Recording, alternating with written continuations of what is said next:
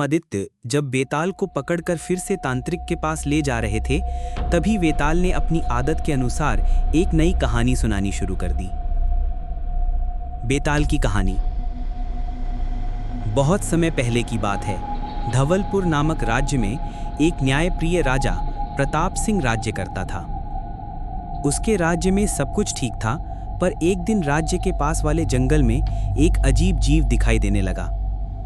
वो जीव रात में लोगों पर हमला करता, लेकिन किसी ने उसे साफ साफ नहीं देखा था। राजा ने अपने 3 बहादुर सैनिकों को उस जीव को पकड़ने का आदेश दिया।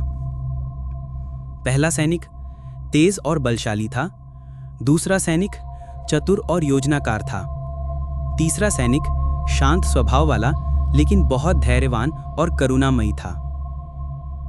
तीनों जंगल में पहुंचे और उस अजीब जीव का पीछा किया। काफी संघर्ष के बाद उन्होंने पाया कि वो कोई राक्षस नहीं, बल्कि एक घायल साधु था जो जंगल में अकेला रह रहा था और भटक गया था। अब तीनों सैनिकों के बीच बहस शुरू हो गई। पहला सैनिक बोला, मैंने उसे पहले देखा, इसीलिए उसे पकड़ने का श्रेय मेरा है। दूसरा बोला, मेरी योजना के बिना कुछ नहीं होता, तो असली विजेता मैं हूं। तीसरा बोला, अगर मैंने करुणा ना दिखाई होती तो हम उसे मार देते, इसीलिए सच्चा वीर वही है जो बिना हिंसा के जीतता है। वे तीनों साधु को लेकर राजा के पास पहुंचे।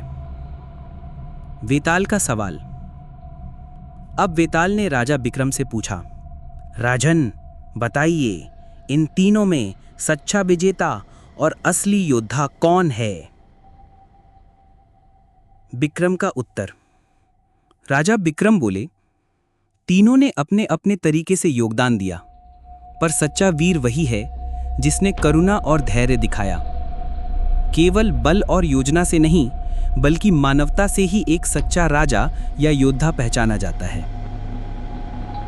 वेताल मुस्कुराया और बोला, तुमने एक बार फिर सही उत्तर दिया, लेकिन अब मैं फिर उड़ता हूं। और वेताल फिर हवा में उड़ गया। नैतिक शिक्षा।